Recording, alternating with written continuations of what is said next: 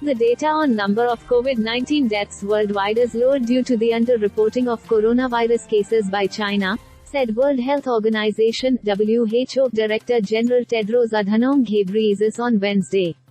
Addressing a press briefing, Ghebreyesus said, last week, almost 11,500 deaths were reported to the WHO, about 40% from the America, 30% from Europe and 30% from the Western Pacific region. However, this number is almost certainly an underestimate, given the underreporting of COVID-related deaths in China. He urged all countries to share true statistics on COVID-19 to contribute to a more effective fight against the spread of the disease.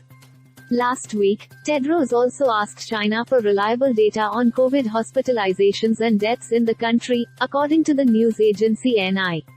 We continue to ask China for more rapid, regular, reliable data on hospitalizations and deaths, as well as more comprehensive, real-time viral sequencing, Tedros said at a media briefing in Geneva. This came after WHO held a high-level meeting with counterparts in China to discuss the surge in cases and hospitalization.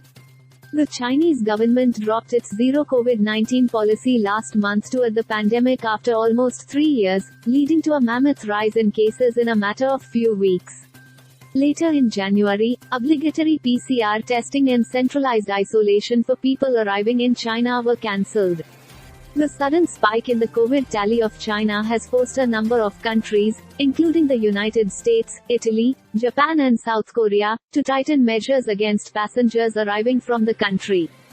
During the media briefing, Tedros said throughout the pandemic, testing and sequencing helped WHO to track the spread and development of new variants, as per NI reports.